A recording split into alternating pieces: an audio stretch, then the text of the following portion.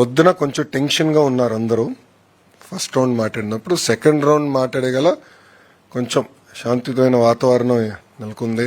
Army వాళ్ళు కూడా వాళ్ళు చేయాల్సిన కార్యక్రమం వాళ్ళు చేస్తున్నారు. సో ఇప్పుడు ప్రశాంతంగా ఉంది అనేది వాళ్ళు చెప్పారు. కానీ వాళ్ళు వెళ్ళినప్పుడు కొంతమంది అయితే ఏకంగా బస్ స్టాండ్లో దాక్కునే పరిస్థితి, అప్పుడు బస్ స్టాండ్ కూడా తగలబెట్టారని వాళ్ళు చెప్తాం. ఒకరైతే ఏకంగా రోడ్డు పైన ఉన్న పరిస్థితి మొత్తం మాకు చూపించారు.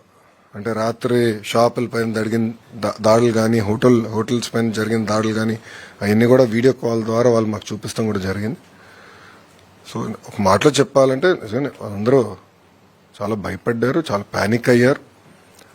ఒక పక్కన వాతావరణం కొంచెం కామ్ అవుతాం. రెండోది ఆంధ్ర రాష్ట్రం నుంచి మేము అంటే 12 గ్రూప్స్ ఉన్నాయి కనుక 12 మందితో మాట్లాడి, కోఆర్డినేటర్ ఉన్నారు కదా, కోఆర్డినేటర్తో మాట్లాడి వాళ్ళందరితో కూడా మాట్లాడి మేమున్నాం, మీకు ఏమైనా ఇబ్బంది ఉందంటే ఇమీడియట్గా మాకు ఒక ఫోన్ చేయండి, ఒక మెసేజ్ పెట్టండి, we'll take it up seriously అని చెప్తాం కూడా జరిగింది. సో ఆ ప్యానిక్ రియాక్షన్ లేకుండా మేము చూసుకున్నాం. అట్లా ఏం ప్రాబ్లం,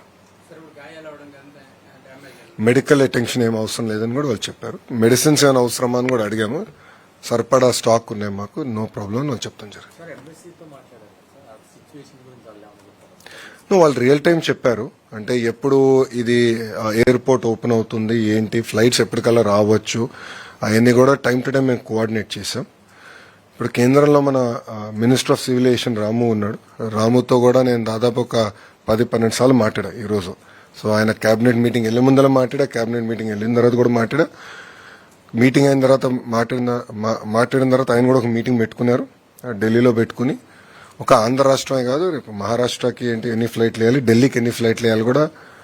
ఎందుకంటే భారతదేశంలో ఉన్న భారతీయులందరూ తిరిగి తీసుకురావాలి కదా. సో ఆ బాధ్యత కూడా రాము తీసుకుంటున్నాడు.